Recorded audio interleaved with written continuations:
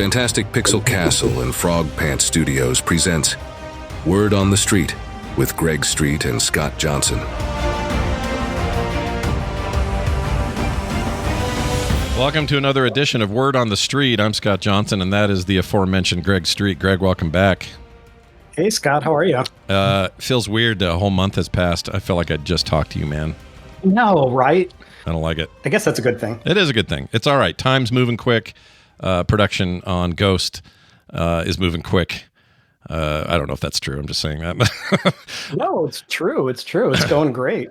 Yeah, you kind of said, you indicated last time that you guys felt like you were maybe not super ahead of the game, but you're further than you thought you would be maybe at this point. Do you think there's a chance that at some point you'll hit like a ding desert and things will slow considerably, or do you think you're going to be able to keep this pace up? Oh, 100%. We'll hit bumps in the road. Yeah. The play testing we did in the last few months was really focusing for us. Like the whole team kind of came together. It was really clear to everyone what we needed to work on, and it worked. Like technically it worked. We were really happy. We got all the design in place, but we're going to hit problems. We're going to be like, oh crap, we didn't, we thought our reward system was going to work better than it is. How are we going to fix it? I mean, it's game development. Sure, that's going to happen. Sure. Well, speaking of which, talk about this play test. You also put out a big video, sort of end of year look at how things are going, some actual gameplay in your pre-alpha play. And I'm excited to announce that we have back two favorites to the show. Kristina back, VP of Products. Good to see you, Kristina. How are you? I'm great. Happy to be here again. Glad to have you. Shanti, VP of Creative, back as well. It's good to see you, man. Hi.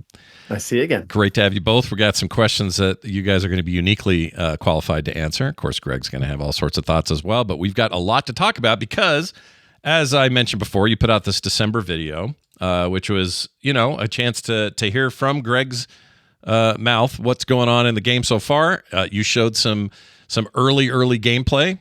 Explained in the video, as we should probably explain again, that some of the stuff you see in that video is placeholder content from either Unreal or otherwise that you're using to kind of get things started, and then mixed with some stuff that's a little bit more curated by your artists and your animators and stuff so far. You talked a lot about the Ghost Core loop, get a little bit more into what blue zones are versus red zones, what the city hubs are like, all very exciting stuff. And so today we get to dive just a bit deeper, and a lot of this is your questions out there, what you guys have been asking about this thing. So pretty exciting to get right into these, and I'll just dive right in. So let's do this. Before we get far, though, this is something we didn't do before when you guys were on before, and I'll start with Kristina. You guys obviously, hard at work on Ghost and have been, in and around the industry for a while, but we've never really talked about how you guys play MMOs or your history with MMOs. Kristina, tell me about, apparently there's some stories about you playing deep into the night or something like that. I'll let you explain, but you're a big MMO fan at your core. Yes, certainly much of my life was devoted to playing World of Warcraft, especially in grad school, which was slightly dangerous. But I played back in Burning Crusade and was in a guild, eventually inherited the guild as you do, right? Some of my most fun memories were trying to teach. My guild was not like a raiding guild, but I raided with another guild and trying to teach non-raiders how to raid. Super fun. Always chaos, which I love. And then besides WoW, once WoW taught me I love the genre, then I kind of played every other big name in the genre, left WoW for a moment to go play ESO, played Final Fantasy 14, Guild Wars 1 and 2, Wildstar, if you remember that. Oh, yeah. I love the genre because it's all about exploring worlds and learning about characters, telling stories in this big, expansive way. So yeah, that I've spent many, many hours playing WoW and other MMOs, and often, yes, late into the night because I'm nocturnal, so I have a similar problem with MMOs. I need to try all of the new ones that come out. I need to see what people are doing, partly because I just like the different emphases, if that's a word. I think it is. But going to ESO, for example, is a great way to see what kind of a hardcore focus on story and voiceover and character is compared to, say, a more mechanically complex game in something like, I don't know, maybe Final Fantasy 14 might be a good example of that, or even WoW. And that's always an interesting juxtaposition, but also I I love these worlds. So this must be fantastic for you. You guys are all part of building this brand new one based on nobody's IP but your own. I mean, it must be exciting as a player like you. For sure. It's absolutely a dream. And it's also, a very hard genre to deal with and like build in. So I think that's balances out your dream with, this is kind of intimidating. But I am very lucky to be able to have this opportunity. Well, it's great to hear more about it. Shanti, how about you? Where do you come from on this? Oh boy, many years of play wasted on MMOs, joyfully wasted. I mean, all the way back, I remember reading about EverQuest in PC Gamer magazine before it launched. Played plenty of smaller MMOs, I would say, like Star Trek Online, even Star Wars: The Old Republic, some of those wonderful games. I think World of Warcraft is probably the one I spent the most hours in. I love both this expansiveness of the world, the immersion of the world, but I also love grinding my brains out. So I was, going for those achievements in the raids, getting Keystone Master ahead of the curve, chasing some, different colors of parses. I won't say which because I don't want to embarrass myself, but getting a taste of that kind of hardcore side of MMOs definitely near and dear to my heart. Well, Greg, you seem to have attracted a lot of hardcores on the team. Was that intentional on your part? I mean, yeah, we're making an MMO for players who love MMOs. So we want to get people that understand the genre and appreciate it, and are excited to play the game.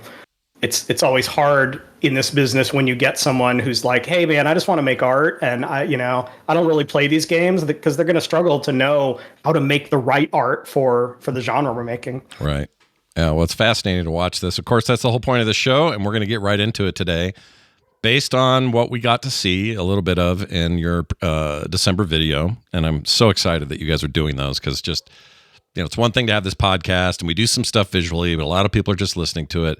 But to get the occasional sort of visual look at the art and even just the early concept stuff and some of this gameplay is so exciting for me as a player. And I know a lot of people listening to this agree with that. One of the big takeaways is Ghost looks like a sort of a lobby hub-based multiplayer game right now instead of an MMO. Some people have been saying, well, yeah, we just all meeting up in the town and then we're off doing our stuff. Is this like, closer to a looter shooter than it is an MMO? And I think it's an interesting question. What would you say to that question, first of all? And second of all, are there elements of that in this game? And, give us the bigger picture of what this MMO is based on what we've seen. Yeah, I mean, what we showed in the video was a lobby. Well, there's nothing in our town yet except people group up and then go off on adventures and they kind of come back together. Mm-hmm. Even the red zone at the end with the boss fight, like if you listen to the voiceover, I kind of described them as more traditional MMO zones. But what we showed was a boss fight. So it was also easy then, I think, for people to say, well, that is also instanced. So everything in this game is instanced, which is not the goal. Like the goal of the game is to combine instances you can go on with your friends, which, by the way, dungeons exist in most MMOs, with the kind of open world part where you will see lots of players doing different things. You can group up with them or not. You can coordinate with them or not. And we just haven't built that part yet because we feel like we have, not that it's easy to do, but we at least have some examples of how that works in contemporary games versus like the blue zones, which are kind of a pretty new thing. So it was really where we wanted to focus.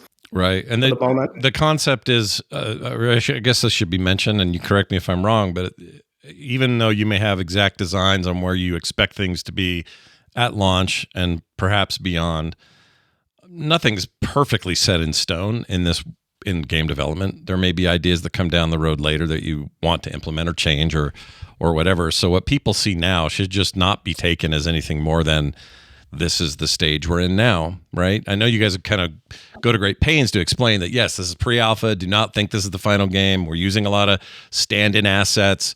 The little spawn closets are amazing, but a necessity at this stage.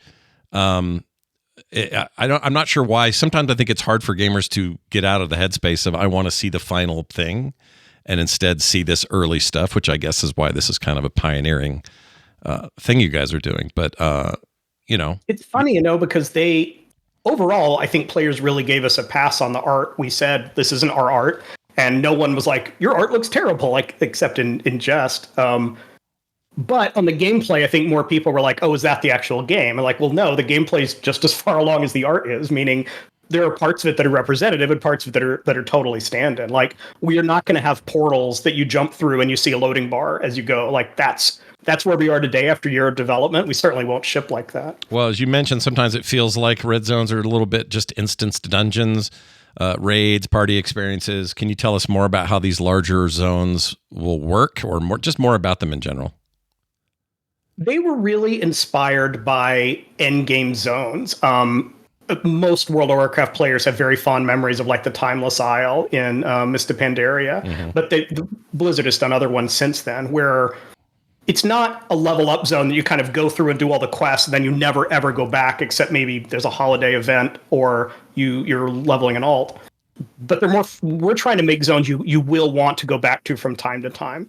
And part of the reason is because there are dynamic events. The things change. It's not just daily quests, but some objectives are there some days and they're not there other days. Bosses spawn some days and aren't there other days. You'll need resources and rewards that you want to go to these zones. And there'll be pretty big zones I don't know if we'll literally have 100 players running around, but that should be the feeling that you see a lot of other players. And these are not opportunities to kind of go off into your corner and do your own thing. Like if you really want to play without a lot of other players around, well, blue zones are perfect for that. So when you're in a red zone, it should be about interacting with lots of other players. It might be a question we save for when we have some of the technical leads on the show again, but are there efforts being made to improve the experience of being in a main city or a hub and feeling like it's populated? One of the big criticisms about World of Warcraft was when they started adding instanced experiences everywhere.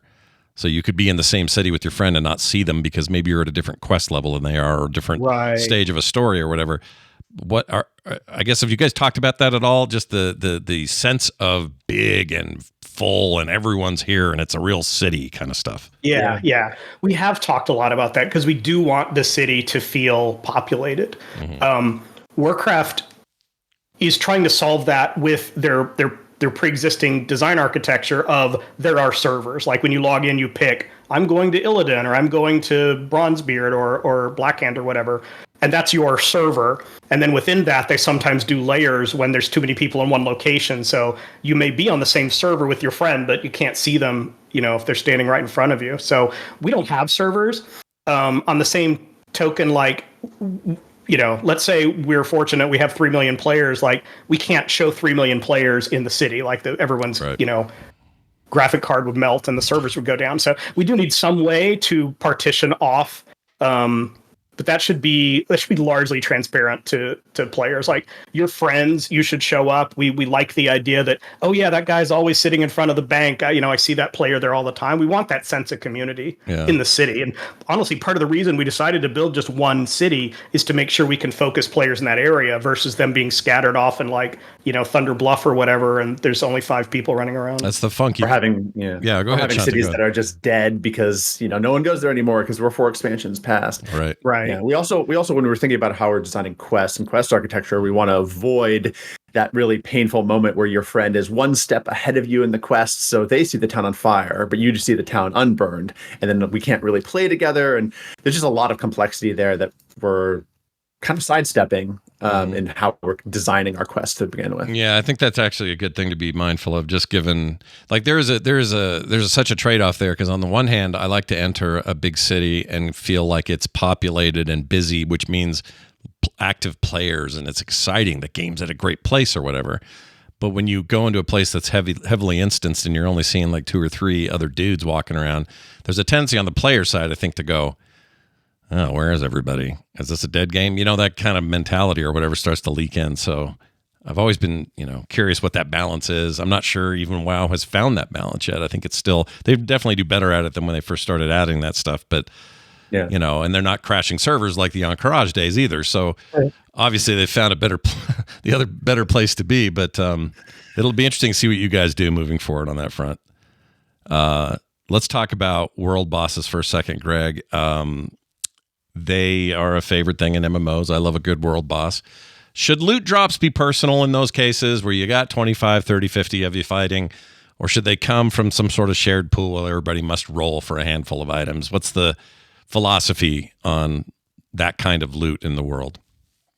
I mean, we'll see. It's gnarly. Overall, I'm not a fan of personal loot. I think it kind of, yes, it's fair, but I think it takes you out of the experience of like the other players are there, and even the fiction that like the dragon died and dropped the helmet rather than the dragon died and dropped 5 helmets and those randomly went to 5 people. I think it's a little too abstract from the idea that I'm looting a corpse of something I just killed. Does that mean you got to do lots more loot then to solve that, or like what do you think the balance is there? Yeah, you probably do. I mean, even with personal loot, it drops a lot of loot. I like the rolling aspect, and probably for like groups of friends, we'll do a master looter things. I know that's important to the social fabric of a lot of those guilds. Yeah, I think our guild would like that. In fact, we kind of do that now, but there may be some cases where we really want to do personal loot, like a quest item that everyone needs or something like that. But overall, I think the experience is more fun when the helmet drop that you really want, and you got to roll against another player. There's this tendency of players to kind of like, they focus so much on efficiency, and it's more efficient if you don't have to interact with other players to get your loot, and the game just kind of pushes the loot to you. But I just think it's one of those things that chips away at the notion that those are other players, they're real human beings, and they can just kind of start to feel like bots or something. So are there going to be other overworld-like experiences similar to that you're planning? Oh yeah, I mean the whole point of the red zones is that we can do like pretty big, epic experiences. Like I don't know that it will be Gates of Encourage level every time, and that had a bunch of gameplay and server performance problems, but we like that epic sense. Like when you're in a red zone, it should feel epic. It should feel like the challenges that I need to do here benefit from having lots of other players around. So Kristina, why are we not seeing those yet? Why haven't those been built yet? Yeah, it's because a good we're lazy. Yeah, that's not the answer. No, in prototype, really what you're focused on is the areas of the game that are very uncertain. Like we need to build it to figure out like what this even is. And clearly blue zones are kind of the most innovative unknown part of the game. And so you focus on blue zones as like, let's understand like how do blue zones even work? Like, do MMO players even like these? Was a big part of our like prototype goals. And so to do that, we basically built the blue zones in depth and then kind of pasted on other parts of an MMO that were like players who play a lot of MMOs will be able to squint and see, oh, that's how a raid would connect to this. Oh, that's how the city would connect to this. But all the beautiful, like in between, like the story that ties it all together and all of that, that is our next step to build. That's not where you want to focus in prototype because you don't have that much time and you don't have a big team. So we have a very small team that has to focus pretty tightly on proving out the innovations. Before we scale the team, we want to know that blue zones are worth investing in. And so we feel like we have proven that out in our prototype phase. And now we can shift to putting in the rest of the MMO that kind of will make the whole experience sing together. Yeah. We talked on the show a lot about core systems and the core loop being as ready as possible before you have to start adding all this other stuff on. Even though I think obviously you guys have a wealth of experience and have done this a bunch of other times, it still sounds so complicated to me. Like it's one thing to say, well, it was fun for us to run down this hill and kill this dragon, but now we got to make all of that work in a vast way across a giant bunch of space and a bunch of random space that is kind of unique to the genre that we're introducing in this particular MMO with the zones and stuff. Like I just don't know how you guys do it. I'm impressed by it every time we talk about it because I know you're going to get there, but I don't know how you're doing it. So I guess that's part of why we have the show. One step at a time. Yeah.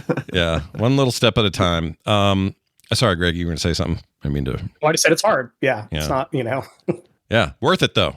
Always hard. Yeah. Hard things are worth it. What thoughts, Kristina, I'll stay with you for a second. What thoughts do you have around guilds or player-managed communities in the game at this stage anyway, especially with how blue shards are more oriented to smaller groups? Yeah, so we really care about the social fabric of MMOs. And I think in many ways, I can see guilds being super important in Ghost because, like, maybe, you want to, like, go build out or go explore a blue zone together. Maybe you do want to build out a blue zone together, similar to, like, okay, this is your guild shard. But I think really MMOs, when you think about establishing the like core social experience, finding friends that you like to play that experience with over and over again, well, that's your guild. And they're important to making sure that you always have someone to play with. You understand like what their goals are that kind of match your goals, maybe. So a lot of what we want to do is help structure these social experiences in a way where players are rewarded a bit more for investing in them. I think often in WoW, I said I inherited a guild, and that's actually like that happens a lot. I think leading a guild, organizing raids, these take a tremendous amount of effort from players who don't get any extra reward for it. And so I think there are ways that we could explore how do we reward those people who are investing in building Ghost social community layer. How do we help them feel like all of that effort is worth it? Right. And of course, they are rewarded intrinsically from that right now, but we think we can do a little bit more on the game side to recognize all of that effort that they put into helping us. Nice. So I just wanted to ask you and Shanti this. You guys are having fun, right? Like you're having a blast in these play tests? It's important to ask, right? Because you MMO addicts, if you're not having a good time in an MMO, people should worry. But from what I've heard, it sounds like everybody's having a pretty good time. People are having fun, and we are having fun as developers. It's actually one of the pillars of our company is have fun along the way. We laugh a lot, troll each other, we jump off cliffs, we find crazy bugs to exploit every day that we play test. And it's a great litmus test because if we're laughing, we're having fun, we're telling stories after we have an evening trying out a new feature, then once that's polished and in an actual game, players are probably going to feel that same way too. So Sure. This is part of the concept of eating your dog food you'll hear in industry, right? Of, get in there, play test constantly, learn from that signal. Sure. And speaking of which, Kristina, I guess I would ask you, are you confident in where those stories are going to be the most dynamic? That is to say, blue zones. Are you pretty happy with where that's at right now? I've been very impressed by players' creativity in taking a problem in a blue zone and attacking it from multiple ways. We often will get some feedback that's like, oh, do you guys know you can actually like cheat a little bit and use the glider this way or go around this problem this way? And maybe we didn't know it, but we love it. And it's not something that we want to remove. We want players to creatively solve problems in the game. And the fact that it's happening even this early, I think is very promising for us, is that there will be a lot of kind of fun ways for players to take a blue zone and attack it the way they want to. Shanti, I would ask you, it's kind of a related question. We're talking about guilds and social groups, friend groups, adventure groups, whatever we want to call them. At this point, I guess, what are your thoughts about that in general and how Ghost is approaching the social aspects of the game with blue zones, with, big city content, that sort of stuff? Just kind of give us a general overall how you're feeling about all that stuff. Obviously, it's early, so we haven't built a lot of those features yet. But what we have built and the direction that we're going, I'm feeling really good about. Most of the players that we talk to, or even when we talk to each other, when we ask about their favorite MMO memories, it almost always involves other players in some way. And that's really powerful, right? To have that social connection, to have that shared experience. And so kind of from the ground up, both in the core loop that we're building, but also even the IP that we're building, we really want to preserve that and almost double down on it. So even the structure of how the pieces of land float in the sky and how you go there, a lot of that will be kind of a shared experience that is going to make it way more fun. And yes, we'll have solo players, but a lot of it is going to be building those memories together for that next play session, that next month, that next year. And connected to that, the cohesive story of the overall arc and lore. Right. It seems like a bit of a challenge to make sure these shards, these blue zones, these experiences feed well into the overarching story of everything. I assume that's a specific kind of challenge. And how is that going? It's going well, and it's incredibly fun and challenging. You're right. MMO story in general, I think, is a challenging beast to tackle. The way that we're approaching it is with a lot of planning. So we have been working on, and actually have the first version of, a 10-year story that we hope will span when we launch the game to when we're kind of done with the major arc for our world.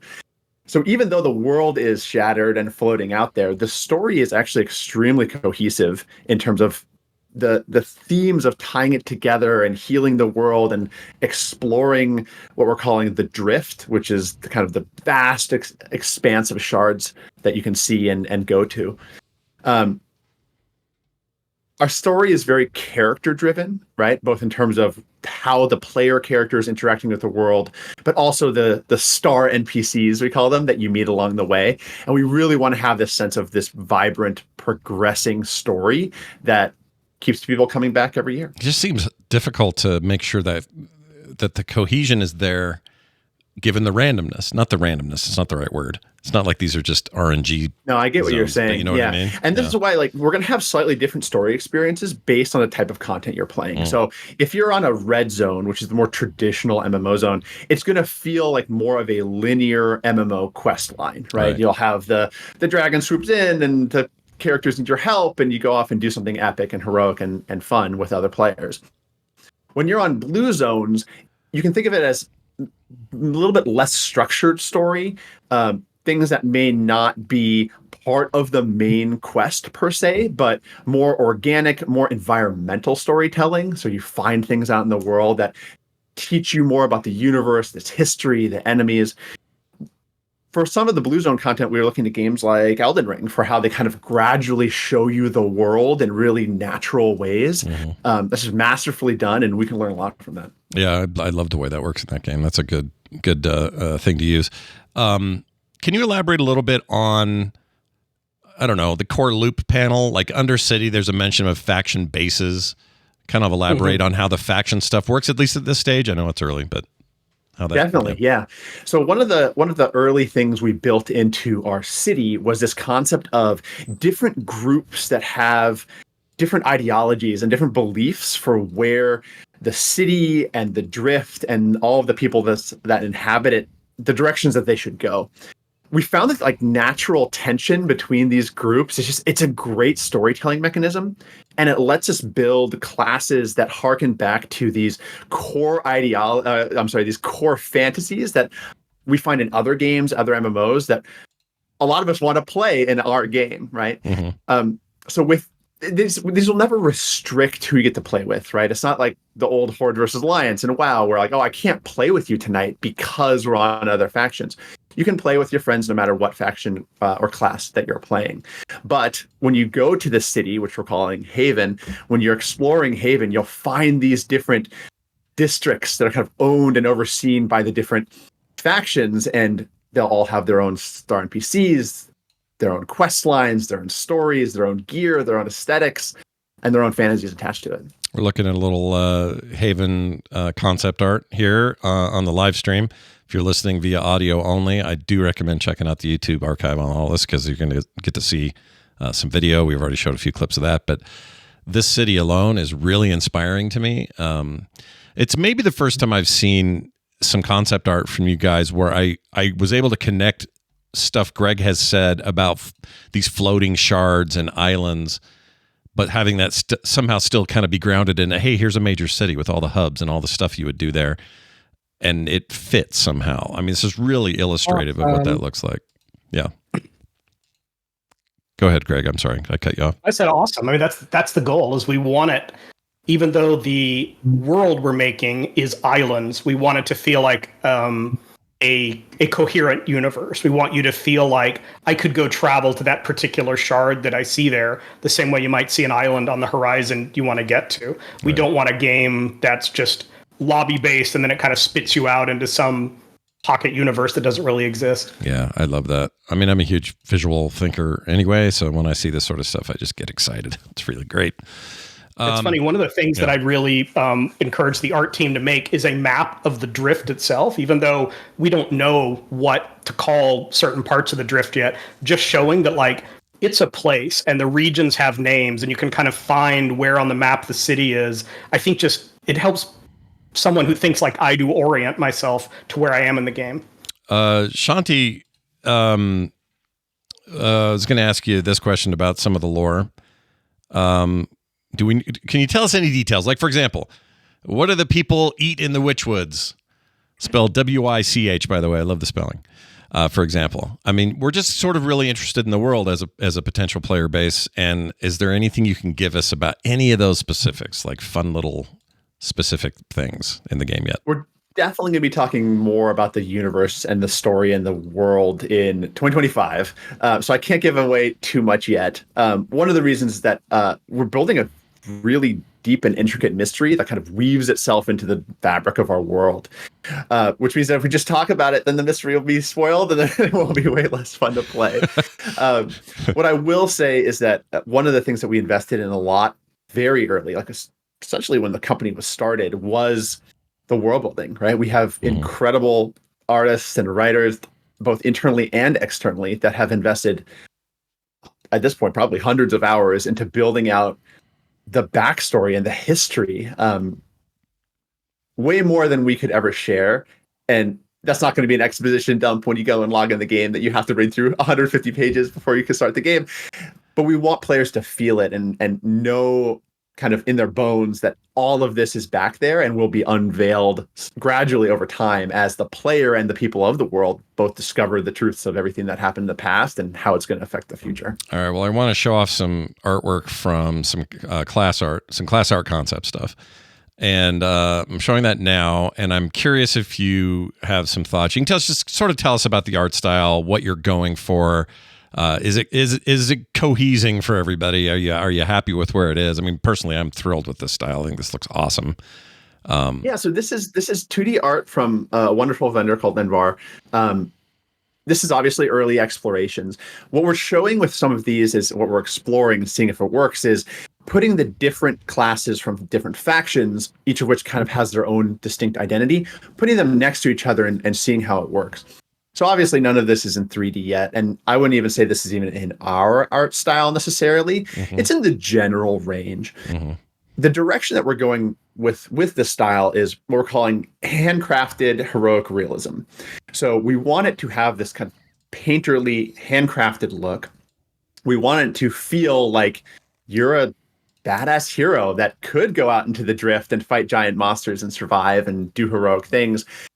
But we wanted to have a grounded sense of realism. So when we look at something like a Fortnite, for example, it's very, very cartoony, very, very stylized towards that end of the spectrum, too far for what we want.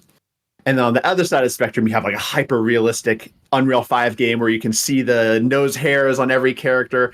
And that's not only not scalable for something like an MMO, but necessarily doesn't age as well. Right. Yeah. So we're going to have something that's much more timeless in terms of a look. Yeah, we've talked a lot about that, I guess, stylization and, what are the limits of that before it becomes a cartoon versus, yes, I still think the smartest thing World of Warcraft ever did was to decide to go with something stylized that you could evolve pretty easily as technology improved, and you didn't have to, you basically, at the time, if you were going to go for state-of-the-art realism, you were going to have stuff that looked like plastic mannequins about 4 years later.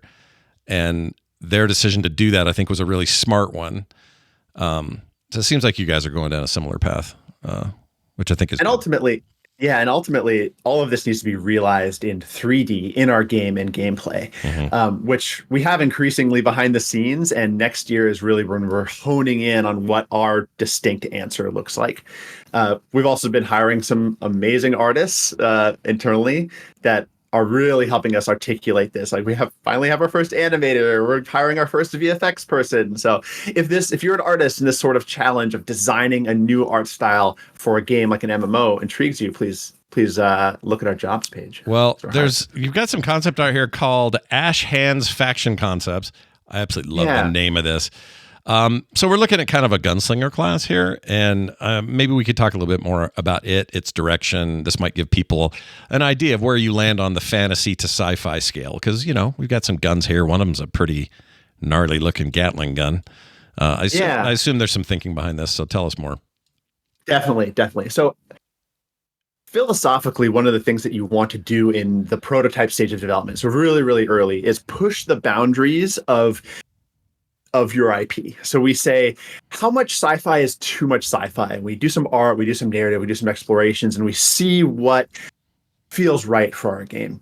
Guns is a great example. Some fantasy games just say no guns at all, right? So this is like a low fantasy world. Maybe The Witcher is a great example of that. But we like to have some of that level of technology. I'm not talking about like an AK-47 factory where everyone's holding a machine gun, right? Like these are bespoke and magical things that you can find only a few classes even know how to use, et cetera, et cetera. Yeah, I'm a big fan of guns though in these games. So you're speaking my language. I know there's some people who are like, keep your gunpowder out of my mana or whatever, but I tend to lean your direction, so I get it. And to your example, the Gatling gun is an area where we're like, ooh, maybe this is too far, right? And maybe this is pushing it out of our comfort zone. It's not feeling fantasy enough. So all of this is us refining it. Sure. And it would be like a magical Gatling gun, not like a Gatling gun you go to the general store and buy. Like this is a special weapon, the same way your knight dude might have a magic sword.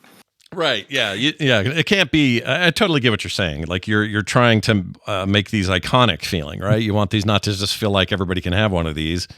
Exactly. You can have one of these because you earned it, and you're special. You're a hero. You know how to use this. Right. Exactly. Yeah, I love that kind of stuff. And that's where factions actually come in. And so I'll spend the next hour of this podcast just talking about factions. So everyone get ready.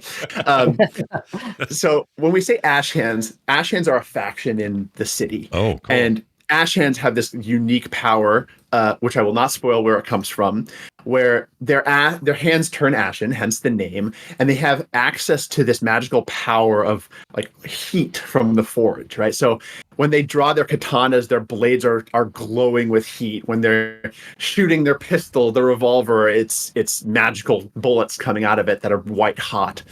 And within that faction, there's different classes to choose from. So temp name, but it's called Gunsmoke Ronin, right? It's a revolver and katana wielding class. And so their move sets reflect that fantasy that you can see in some other IPs out there. But the Ash Hands themselves are this mix of kind of Japanese Ronin, Wild West gunslinger meld that's has a kind of unique place within our IP.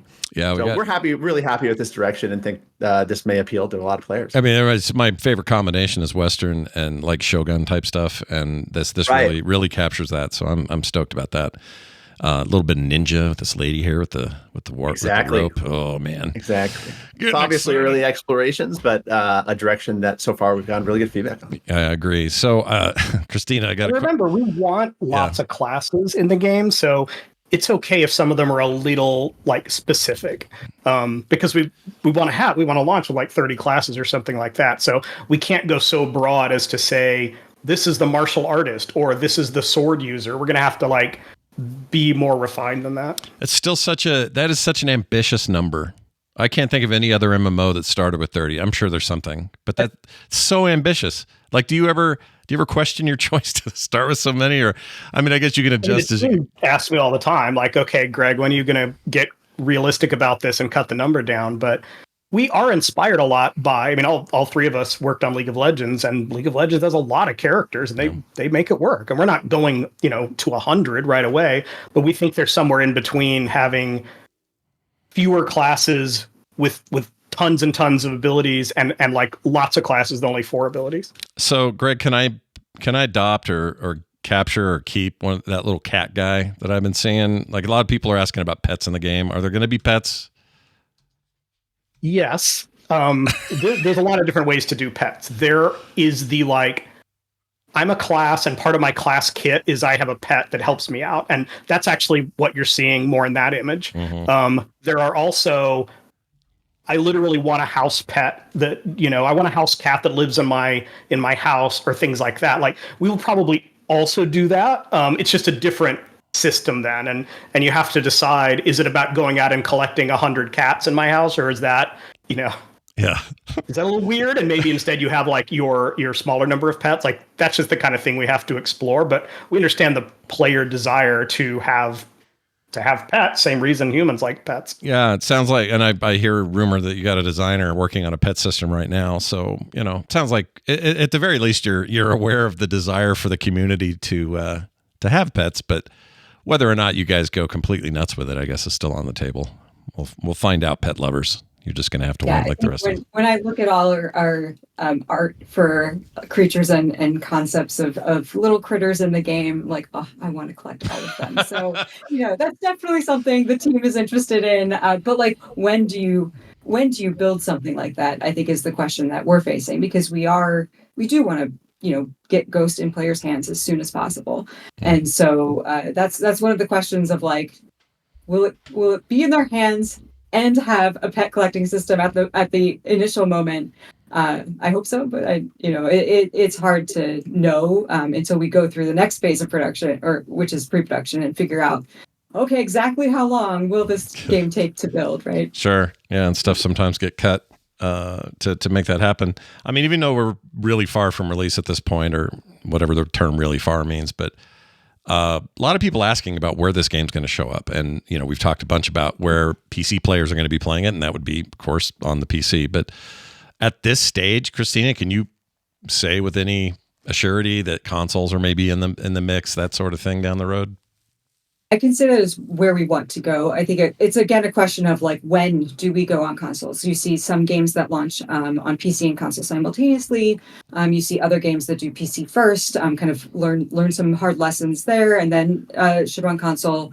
One of our goals that we really want to support is playing with your friends. If you couldn't tell from all the other design things like blue zones and making it really shine when you're playing with the people that you have fun playing with. So for us, that means we want to make sure that if your friend's on Xbox and you're on PC, you can play with them. But we are less interested in other platforms, I think, where the game would have to take serious changes to get onto that platform, right? So sure. Mobile's a good example where like maybe one day, but we're not even thinking about that right now. Yeah, I notice what most MMO studios end up doing there anyway is some kind of other version of the game on mobile. They rarely see them try to mimic or at the very least try to cross-play or cross-save something like that. And I used to, at first I remember when mobile was happening early on, and I was like, wouldn't it be cool if I could take all my WoW progress in a mobile version of the game, even if it didn't play as well? It was just like, take it on the road. And I guess that's true of, Steam Decks and things now. But yeah, if you really think about it, it's just such a different interface that's hard. That's a hard, tall thing that nobody's really quite mastered yet. So I guess we'll have to. And there's a lot of technical limitations as well, right? File size matters a lot more on mobile than it does on a PC hard drive, for example. Yeah. That's a sticky one. I think the Steam Deck is actually a great thing to bring up. Of one thing we've wanted to do is make sure that we are playing with controller as much as we were playing with keyboard, to make sure we can support both modes of input, because sometimes you just want to chill on your couch, and maybe that's not when you're doing your hardcore progression rating. Maybe that you want your keyboard and mouse for, but being able to play this on your Steam Deck when you're just chilling with friends, that sounds great too. Yeah, and for some of us, I'll raise my hand and admit it, I really like it when I can sit on my office chair and chill with a controller sometimes. I don't know if it's just because I'm getting older, but my keyboard mouse hands are, getting a little cranky if I do stuff for too long. Too long of a play session of any game really starts to get to me. And sometimes it's nice to just sit back and, play Diablo 4 that way or whatever. So that's really good to hear from, I think, a certain faction of players who are already super into their controllers on their PCs anyway. So that's good to hear. Let's talk about this. Greg, is Ghost going to have a horizontal or vertical gear progression? I get asked a lot. What do you think of that? I mean, yes, it'll have both.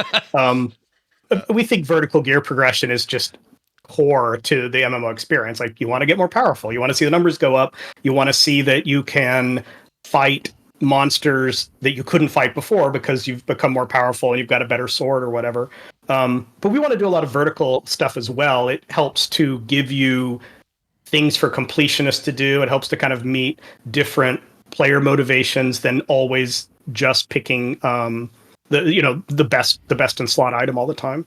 Does And in fact, this has not been proven out in the software. It's just a design doc at this stage, but we are trying to have some gear that have, stats on it, like it has more agility or stamina and crit or whatever. And then we want to try some gear that don't have stats on it, that are more about player preference for this makes me move a little faster, this makes me easier to heal or something like that. And then we would just lock it to character level rather than like tying it to the stats as well. That solves the problem where you find like the best healing item, and once you put it on, you never need to replace it again. So this may sound like an 18-year-old question in the MMO world, but what is the team's hard or fast or perhaps loose opinion or stance on multi-boxing? I mean, if I could make it go away, I would, because we think it's, the game's intended to be a social game. And if your group is your 4 other alts, that's not a social experience. You may be entertaining yourself. You may have a different skill curve going on around how can I coordinate these, but you're not like really interacting with other players the same way. Now that said, like, I don't know that it's such a scourge that we need to devote tons and tons of resources to preventing it. Probably if people want to multi-box and it's not hurting anything, we won't care, and we'll only care if it starts to become like the dominant way to play and eclipses people playing with other humans. Yeah, I guess that all just comes with, like, I don't even know if you can test for most of that. You just have to see what people do, I guess, right? Before you find out what the exploits are that you didn't think were there, and you take care of them as they come, I suppose. How about the team stance on PvP? I know there's going to be PvP. You've talked about it. You've said there'll be PvP aspects, but what does that actually, do we have a definition of what that means for Ghost? What we think is fun about PvP is, humans are unpredictable opponents, and there's usually a lot of skill involved in countering another human player that computers can't offer yet. What we don't want and probably won't do is like very organized PvP, like something like arenas or esports. And we won't have like a separate gear progression path of I'm going to go collect all my PvP gear now. Instead, what you're more likely to see is some red zones are just have PvP enabled. You get additional rewards if you kill another player. And then a design that we're really excited to try is blue zones, where 2 different groups go in together that are in competition. But rather than it just being a death match, they're competing to try to like complete the blue zone objectives first. And so you can just race against each other, or you can try to slow the other team down by like actually attacking them. We think that'll give it kind of more meaning than just I sit in a bush and gank someone who comes by and giggle. Do you think less structured is the way to go? In other words, like if you structure it so much where it's like there are leaderboards and there's a thing you got to queue into and it tells you who won after and all these stats are kept and your gear's based on it and all that, if you leave it more open, then the gameplay emerges maybe a little bit. It's really hard. Like, again, I worked on League of Legends for years. I'm pretty familiar with what like very balanced, structured PvP looks like. Yeah. It's hard in MMO because as soon as you design 1v1 combat and now one person is fighting 3 people, like all the balance goes out the window. Or balancing things like how do you make a damage dealer and a healer compete when one character is just like healing themselves all the time and not doing a lot of damage to the other one. So a lot of structure really shines a very harsh light on class versus class balance, which is not designed in most MMOs for PvP. So we'd rather have it be more about PvP as a tool you have to accomplish things, but you're not going to see a lot of patch notes like the Gatling gun character now does 10 more damage against other players because that will balance them in PvP. I see. And I was going to say, like, the blue zone design also, I think, allows us to explore a lot, similar to what you said about exploits, or when I was talking about players are using things in weird and creative ways. I think we can try a bunch of different models of PvP on a blue zone and change up some of the rules of the blue zone, see what players do, see what's super fun, and then kind of lean in that direction. And that will allow us to like go with what's the most fun way to play and PvP in Ghost. Yeah, I agree with that. I think that's really the way to do it. I don't envy the devs of teams that have to balance so much stuff, and that includes, the PvE aspects of the world are already very hard to balance. Like someone's way too powerful in their DPS versus other classes, so those classes don't get played as much, or people are min-maxing certain healers over others or whatever, because that's out of balance. So you're always seeing those balances made. But then to have a whole separate system of having to keep people balanced on some kind of battlefield in PvP just sounds like a problem. Maybe I don't understand the depth of the player versus player community and how deep it goes and how broad it is, but it never seemed right to me. It never seemed like the right fit. And it's no knock against Blizzard. I think it's really interesting to see them try to do it and other games. I think the battlegrounds in WoW were pretty good. I have mixed feelings about whether we should have introduced Arena. I think once we did Arena, then there was a lot of player expectation around any combination of 2 versus 2 or 3 versus 3 should be functional. And players kind of got grumpy when classes like priests and rogues always dominated PvP just by virtue of their abilities. Sure. Oh, I know. Okay. Let's go back to zones for a minute, and let's go back out to the red zones. This is static created content where everybody's killing big dragons together and whatnot, and going to the towns and whatever. Are these zones connected? In other words, am I going to be able to crest a hill or fly to a place pretty seamlessly, and I'm in another red zone, quote unquote red zone? Is that seamless to the player? Like, how are those connected? We don't know yet. It's unlikely that we're going to make Kalimdor with like a bunch of red zones connected, because our whole fiction is that, we're not explaining this and we're not confirming it today, but like, imagine there was a giant planet that blew up, and so now there's all these shards scattered around the sky and you kind of travel to them. Could we have 3 or 4 red shards that are stuck together? We've even talked about, could we have red shards that are like chained to the city that you could just walk into? Like, we might do that.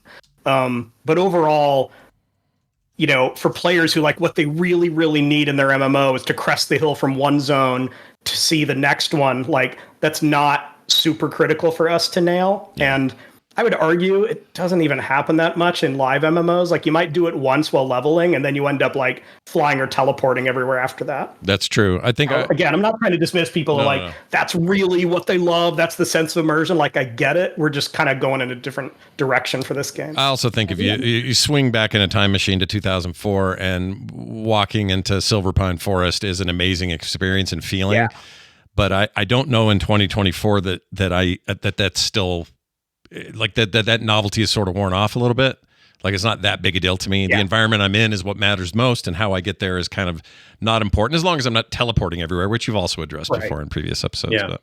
And WoW is like 8 continents at this point, right? I mean, you're not walking from Silverpine Forest to Pandaria ever. No, that never happens. Shanti, you were going to say? What I do understand, because I have that same desire, is for an immersive world that feels huge and full of something to discover just around the next corner or over the next hill. Mm-hmm. And that is a feeling that we are absolutely pursuing. It just won't be in a unabridged 18-hour walking simulator from one side of the continent to another. Yeah. We think we can hit that feeling in an awesome, unique way without the traditional land mass, as it were. Well, how large, Shanti, do you foresee the cities being? Like, are they multi-leveled, or are we going to have a lot of verticality, big castle-like structures, flat, small? Like, what's the scope, at least at this stage, creatively? The city is big. The city is bigger than players would even be able to get to, right? You'll be able to look off and, maybe see other shards in the distance that have towns on them, et cetera, et cetera. Right now we have upper areas, we have lower areas with stuff that's almost in the rock of the shard where the city is on. I'm trying to not spoil anything right now. It's really hard because we got a lot here. But when you're in the city, it will feel like a vibrant, lived-in place, both from the sense that you see player characters everywhere running around and standing on mailboxes and performing music, but also the NPCs will make it feel like it's lived in, right? You'll see bakers selling bread and moving between the different shops. You'll see city guards walking past, et cetera, et cetera. So it's good. The city itself will definitely feel big, and I think will potentially blow some expectations out of the water for what MMO cities can be. All right. We got some time for a couple of quick questions from the community, from the chat. Here's one. Will Ghost have voice chat? Maybe only a party/guild VC. So built-in chat. I know we live in a world now where Discords and 100 other ways of communicating with our friends kind of change the landscape a little bit. But how important is it, and any of you can answer this, to have those kinds of built-in tools for, chatting with your team? Greg, you want to start? I mean, I don't know if Kristina has an answer too. I would love to not have to build a voice chat. Like, is it entertaining for us as developers to make the world's cutting edge voice chat? No. Like when we play test in Ghost now, we use Discord. Like that seems like a perfectly fine solution. So maybe that's the way to go. I guess we'll see what the demand is and what kind of the state of game comms are by the time we're about to ship. It's funny too. Before I throw it to Kristina, it's there when WoW did it and that WoW introduced it, it was right between things. So it was like TeamSpeak and Ventrilo and all of those were around, but they were kind of crappy. The latency wasn't great. Sound quality was bad. Like we were in a real kind of stinky zone, and we weren't to Discord yet. So they kind of came into the middle and said, yeah, this is a needed thing. Let's do it. And then Discord came and just sort of solved the problem. And I mean, I would think that if it's a solved problem, I don't know why you guys would make it a priority. It seems like you wouldn't. But Kristina, any thoughts on this as a possibility? It's a great word to use. So we talked earlier about a pet system. You talked earlier about how complex the genre is and how big it can be. A lot of solving that comes down to just prioritizing things. And so if you asked me, like, where would our team spend its efforts? Is it on building a voice chat or building a pet system? I would definitely pick the pet system, right? Because that could be more unique to Ghost. Yeah. Whereas a solved problem, like, maybe in some world when we're, like there would be a reason for us to solve voice chat, but right now Discord serves all of that function. And we would rather spend things on in-game features that would make our player experience more fun. Very important question here. What is your go-to meal in crunch time? I think you should all have to answer this and do it honestly. Greg, when you're in crunch mode, what are you chowing down on? So to clarify, like we don't crunch in the formal sense of like asking the team to work extra hours, but I'm glad you clarified. Thank you for that. Yes. I mean, I think a lot of listeners know that I keep chickens and I get a lot of eggs, and a hard-boiled egg is very nutritious and very quick to eat. So I always keep a ton of hard-boiled eggs around. That's great. That's perfect. Shanti, what's your go-to? Bulldog spicy ramen, the carbonara flavor, two of them. Oh, with some bok choy and an egg mixed in. There's nothing wrong with any of what I just heard. That's fantastic.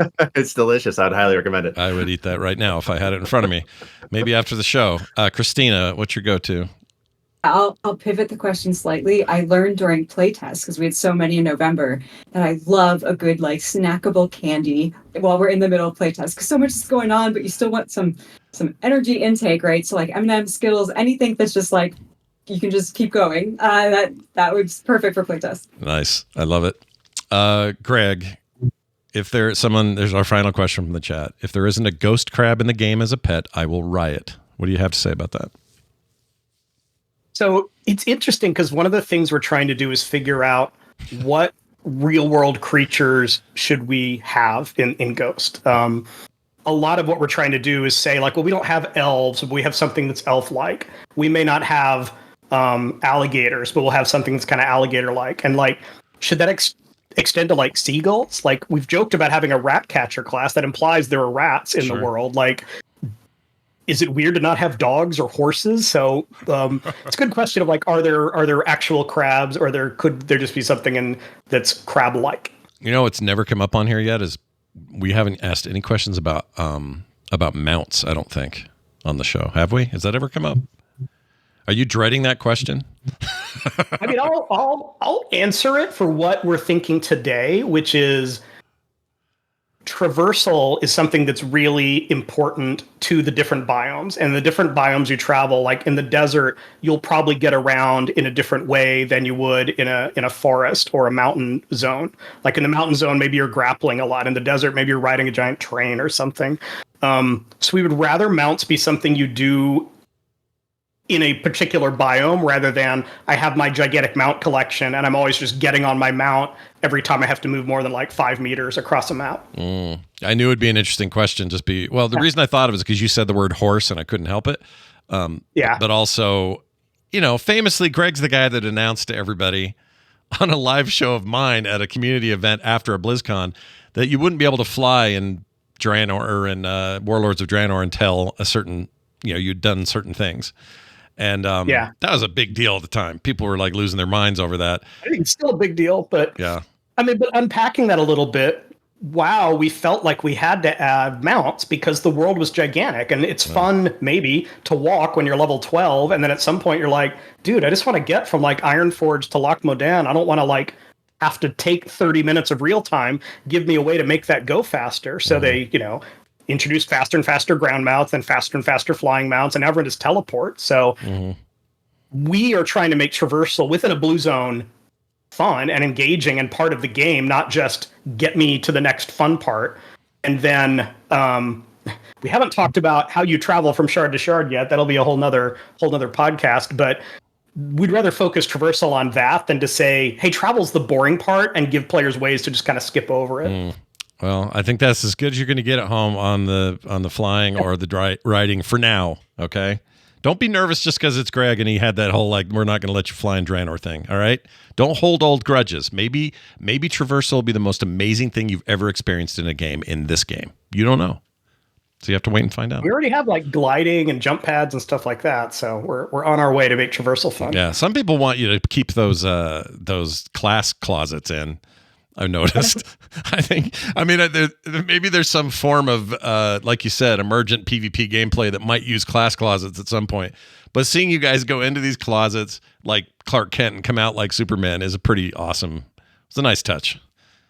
It was actually a really clever implementation by one of our engineers early on to avoid, like, normally in game dev, you'll open up a console and you'll type class switch 3 and everyone screws it up all the time. So he's like, let's just have a little porta potty. You step in and it changes whatever class, and then no one can ever mess it up. Yeah, it's a really fun watch. If you go track it down on the video, I'm actually syncing to it right now, but it is a very funny, here it is. It's a very funny way to think of a game. There's everybody jumping into the healer box. There's the tank box. I absolutely love this as a relic, though. Like, you should have some reference to it in the future. I don't know what it is. It's just me talking, but I like that a lot. Anyway, we've had an amazing show, and as always, much of that is due to who we have on it. Of course, Greg, always good to have you on, but Shanti and Kristina, always love having you guys on. Thanks so much for being here. Always a pleasure. Yeah, it's great having you both. I can't wait to do it again, and Greg, as always, a pleasure, man. We have so much to talk about. We can keep these podcasts populated for some time. Yep, I agree. And we're going to keep doing that. Every month you get a new one. And next month, it'll be a brand new year, 2025's first episode.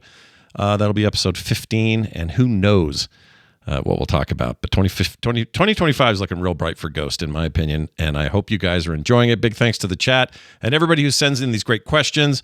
Cannot say enough about Faye's good work behind the scenes, making sure these get up front. And just being the backbone of what's going on here every time we do it live. So huge thanks to her and everybody on the team at FPC. That is going to do it for us. Until next month, everybody have a great month, and we'll see you then. Those pants are made for frogging, if you know what I mean. I actually don't. Frogpants.com.